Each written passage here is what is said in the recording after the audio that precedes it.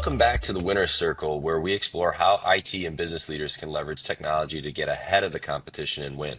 I'm your host, Pavle Madle, and today we're diving into a fascinating story of digital transformation that's revolutionizing an industry most people take for granted, horticulture. Joining me today are two executives from Griffin Greenhouse Supplies, a 75-year-old family-owned company that's become one of the largest horticulture distribution and brokerage companies in the United States. We have Andrew Barry, Managing Director, who leads strategic initiatives and expansion efforts, and Bob Hawks, Director of Information Technology, who's been giving Griffin's digital transformation from paper-based processes to AI-powered operations. Gentlemen, welcome to the Winner's Circle. Andrew, let's start with you. Griffin has been serving the horticulture industry since 1947. Help our audience understand the scope and scale of what you manage today. So we manage 15 locations across the country, and we service our customers in a way that basically they need inputs for growing products, whether that's the soil, the media, the container, the greenhouse structure, the live good. We consider ourselves full service, so they can come to us. We're not one-stop shop. They can get whatever they need to produce their final product from us. Andrew, Griffin operates 16 distribution centers nationwide and serves everyone from commercial greenhouse growers to independent garden centers. You're essentially the backbone of an industry that most people don't even think about, but it directly impacts everything from the flowers we buy to the food production systems that feed the country. Walk us through Griffin's position in this ecosystem and the challenges you might face in managing such a diverse operation. So the backbone is a good way to put it just because we do provide everything that the grower needs to produce a product. Now, the challenge that we're currently facing is the gentlest way to put this is our workforce is tenured, whether that's the Griffin employee base, our customer base, the vendor base. We have folks working for us in this ecosystem that have been doing this for an extremely long time. They have legacy knowledge that can't be replaced, but they are reaching that point in their career where they're looking for the next chapter, which is retirement. So the challenge that we face is how do you replace that experience? You really don't. So we're trying to make our Yeah. company something that's appealing for, I guess, the newer generation to come and work for us, but we're also looking at ways to make the job easier and Mhm. try to translate as much of that experience, whether that's through programming, through automation, understanding what the job is in various parts of our business and make it easy. It doesn't always need to be automation per se, but it's Mhm. understanding what job you do, why, with what tools, and are there easier ways to do it. If you can figure that out, you're able to sustain that revenue growth with maintaining your headcount. And so, Bob, you've been leading Griffin's IT initiatives from what I understand. You've orchestrated a complete transformation from paper-based processes to AI-powered operations. What was the catalyst that made you realize Griffin needed to fundamentally change how it operates technologically? So I think one of the things that has set Griffin apart over our 75-year history is our ability to grow responsibly. I mean, Andrew just kind of touched on it, but we always look to be in a position where, as Griffin wants to expand, whether it's in our core area or outside of it, we have the ability to do that and to maintain a cost level so that we can be as profitable as possible. So that's been one of the main drivers of our reach into AI and automation over the past couple of years. Andrew, you recently underwent a major partnership with NexusTek to help develop this AI strategy. What's the main goal you set out to achieve with AI, and how does it fit into Griffin's broader strategy?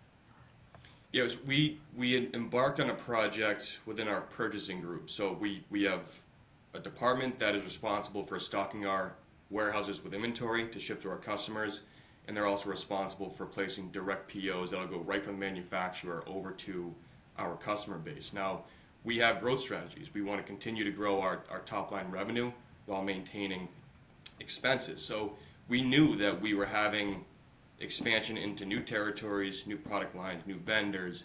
We wanted to understand what these buyers would do with their mental, gyrations on a day-to-day basis. What does that look like? Is there ways that you can plug that into the system so once the buyer understands what the system is recommending, they'll understand the various nuances, whether the customer bought it last year, we lost the business, it moved to a different product. they go through all those mental gyrations and manipulate the data that will ultimately create a suggested PO. So we went through various interviews with Bobby Hawks, his team, the buyers, to understand what those mental gyrations look like, work with NexusTek. Can you translate this to understand what our system will recommend, knowing what the buyer does today mentally, and translate that over to a finished product? So that way we're handling these manual intensive processes within seconds or minutes and allowing our buyers to focus on revenue generating activity. So things like understanding lost sales. Right now they just simply don't have time to look at a lost sale, understand why it happened, and develop a plan to not lose it again the next year, the next month. They didn't have time to do Right. that. So now, moving these manual intensive processes off of their plate, they have time in the day to do things more valuable to the bottom line. Walk us through the AI journey as a whole. What were the steps that, you've taken along the way, or, what's the final solution that you've been able to package and build? Just in general, like internally on our IT team, we actually do a AI meeting every 2 weeks where we have Hmm. somebody on the team do a different presentation or present something different that we haven't talked about or looked at. So that's been really eye-opening for our team to see that there's Yeah. so much out there, and try to figure out ways that we might be able to utilize those things. So internally, we're just trying to educate ourselves and expand our knowledge on what's out there. As far as our relationship with NexusTek goes and how we kind of got to the place we are with them, I think we just found them to be a good fit for us. So,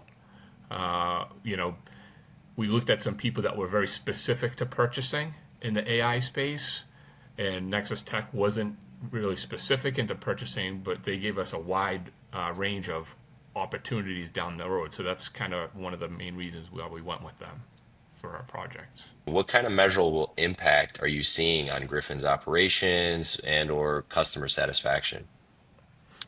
Well, specifically from this project within purchasing, the best example quantifiably that I can provide is from the first demo. So we, like I said, the buyers will go in, the system will spit out some data, and they're going to have to figure out, okay, does this make sense? And they'll make a decision.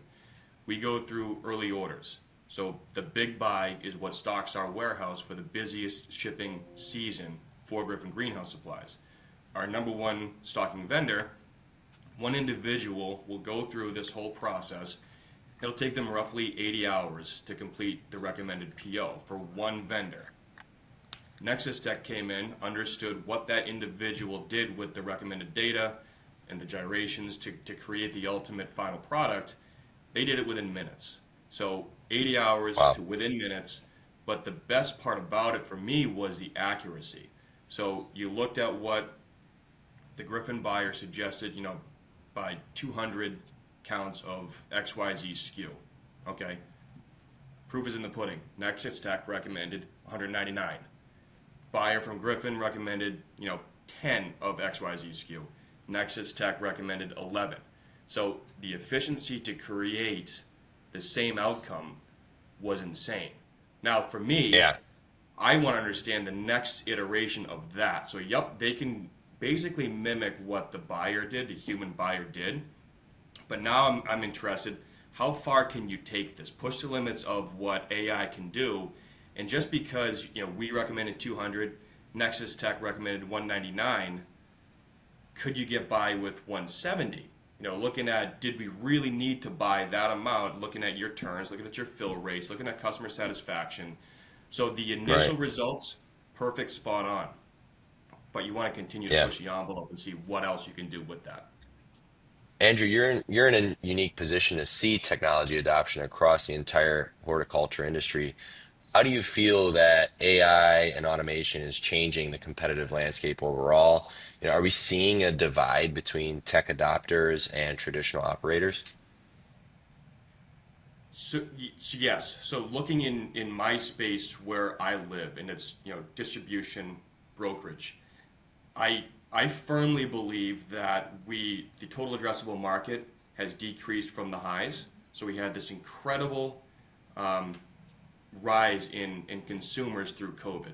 Record breaking years, vendors, customers, distributors alike, record breaking revenue years. Now, we are coming back down to a more normal setting, more normal Yeah. consumption.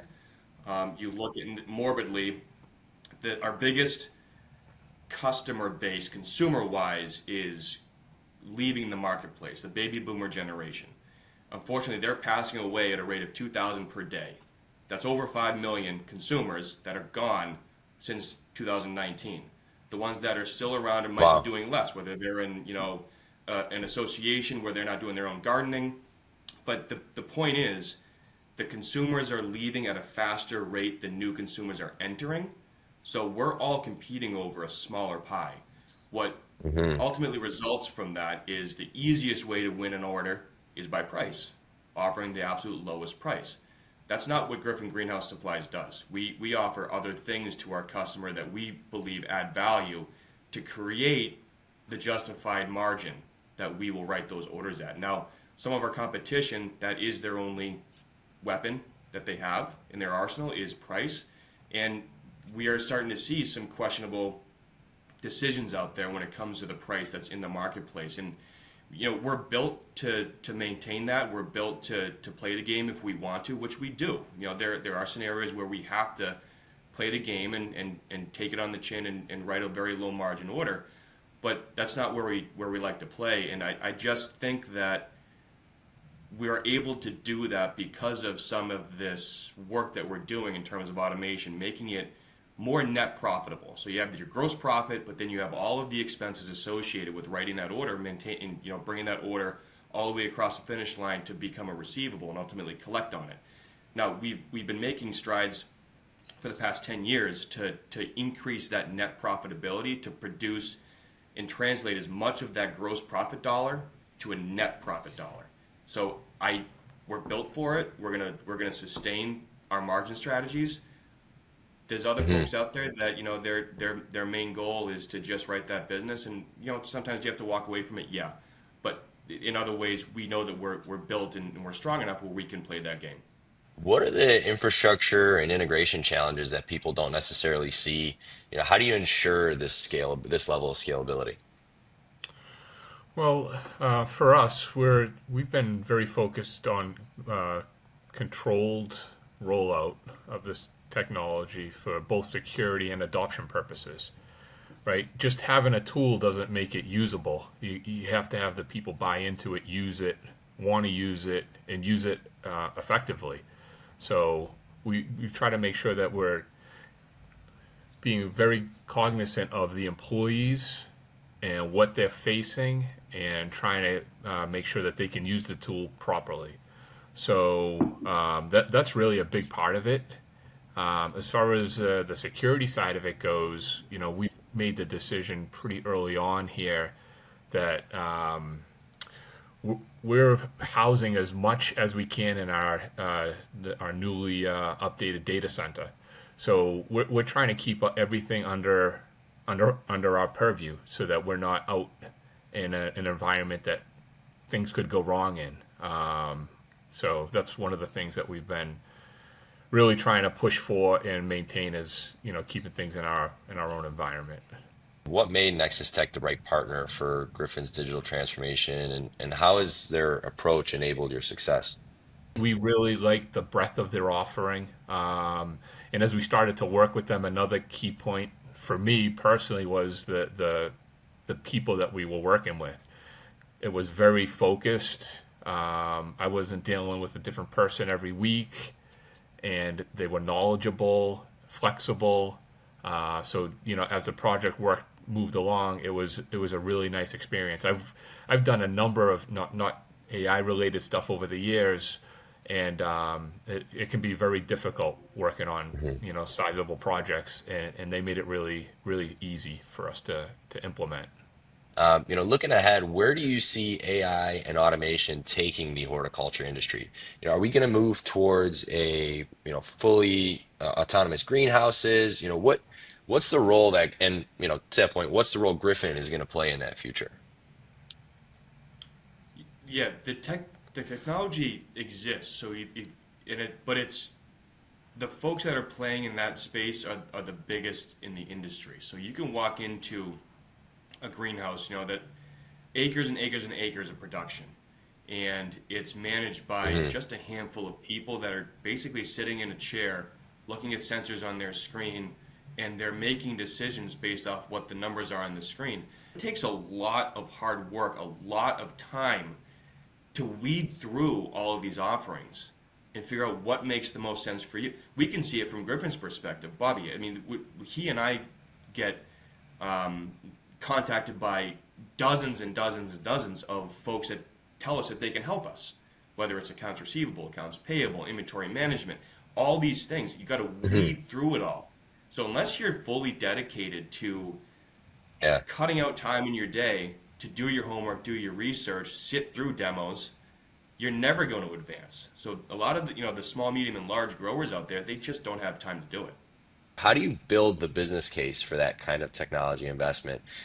You've got a long leash, as you mentioned, but at the end of the day, I'm sure you still, there's still some framework in place for measuring the ROI on, any type of initiative, whether that's AI or automation.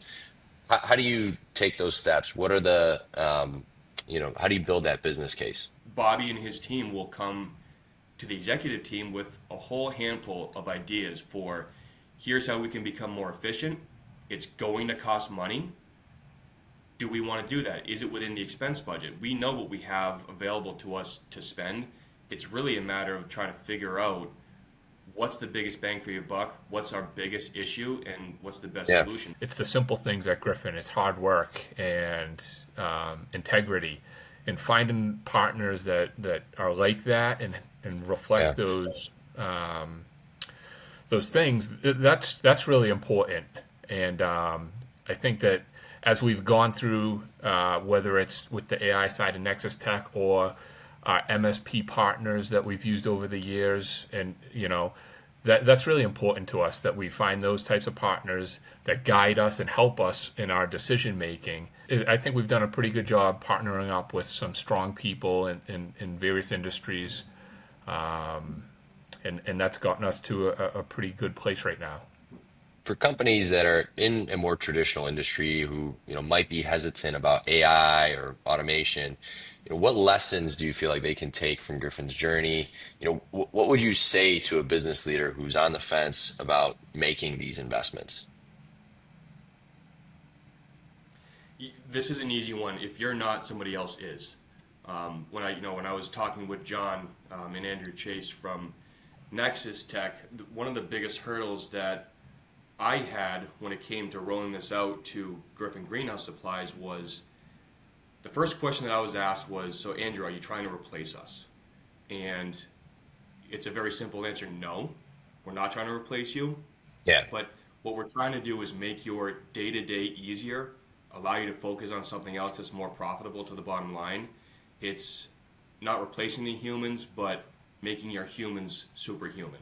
So the competition's out there, and they're going to be looking at ways to be more efficient than you, just like we're trying to be more efficient than them.